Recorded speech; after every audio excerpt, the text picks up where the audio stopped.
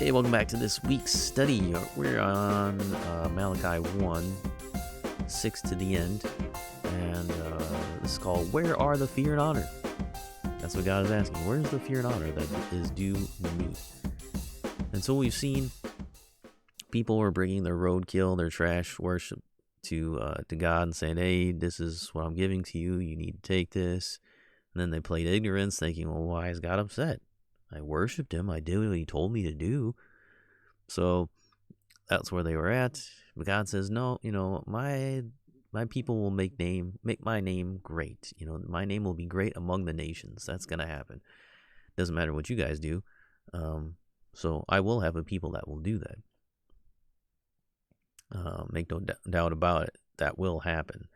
So we in the church are who he was speaking about, and those who are true, who offer true worship in the church, because there's a lot of people that don't. They are still offering the same old lame and blind and, dead we found on the road animals to God, spiritually speaking. But that's what people still do. Like, oh, here, I'll squeeze you into my calendar.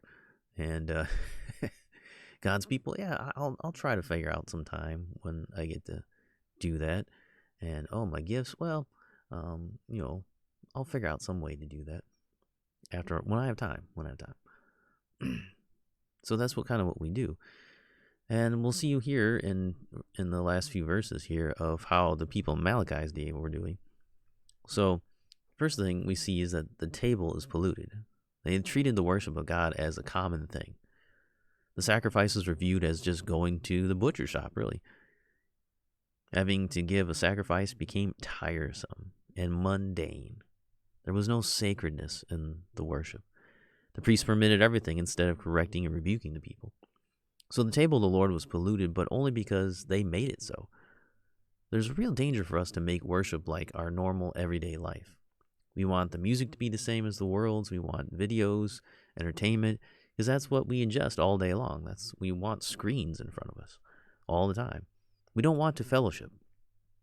We don't want to talk with each other, because we only communicate the rest of the week if we do it all via social media. And so we don't want to have to actually sit across the table from someone and talk about our feelings and our problems that we're going through. We just want to, send a text message. But worship becomes like everything else we do. It becomes profane. And so we can profane it. We can take it from something that is sacred and holy and make it into something that is just the roadkill animal that we're going to throw on the altar. Because, hey, it looks like we're worshiping. And so it's got to be good enough for God, right? Because it looks like it. Like, you can fool God. Like, God didn't know where that animal came from. It's like, and like, we do the same thing. Like, God doesn't know that our heart's not in it.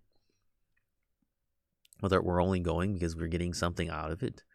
Like, most people only go to church because they feel like they're getting something out of it. That's it.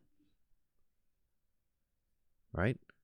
Why do you come? Well, I get fed. Well, it's not about you. You're coming to give worship to the holy God. Where does it say you came to get fed? Now, there is a place for that. And the sheep and the shepherd is to feed the sheep, right? Jesus told Peter to do that. But that's not why you come.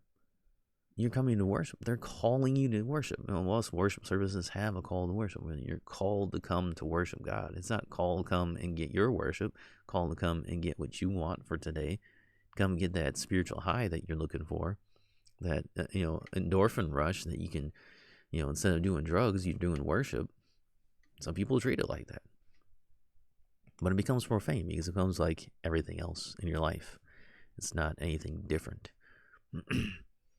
The priest saw the sacrifice as wearisome, and so they allowed the people to sacrifice animals that didn't cost them that much. Animals that had been killed by violence, the roadkill, disabled and sick were offered because they weren't costly. But the worship of God is costly. Often we make worship into something that is always supposed to be fun and exciting. It doesn't cost us anything. Actually, it gives us everything that we want. It's supposed to make us feel good. So worship becomes all about me. It becomes about what I can take away from it. It's about what I get from it. It's all making me feel good.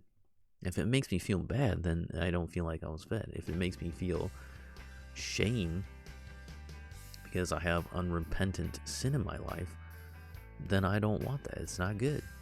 It's not worship. But Jesus said, to follow him, you got to die to yourself. If you go to a worship service and you're not reminded that you need to die to yourself today, he said do it daily. So when you come in on Sunday morning, part of it is you dying. You're supposed to do that every single day. So you might have gone through the rest of the week not thinking about that, not doing that. But when you come into worship the holy God, you should be confronted with the fact that you need to die daily. You need to deny yourself. And that doesn't usually feel good. Now, knowing that once you've done that, if you have given up your life, then you finally find it by giving it up, by divesting yourself of all the things that you say you need and all the things you say you want. Once you do that and say, well, I want what God wants for me, then that's different. So it doesn't always have to feel good. It probably shouldn't. But the priests were letting people that vowed to give an animal to give one that was of lesser quality. They cheated God for their own bellies. God says that they were cursed, or literally damned. God is the great king, and he will be feared. No one can mock God and get away with it. God does care. He cares about worship. So come back next time. We'll finish off our study for this week.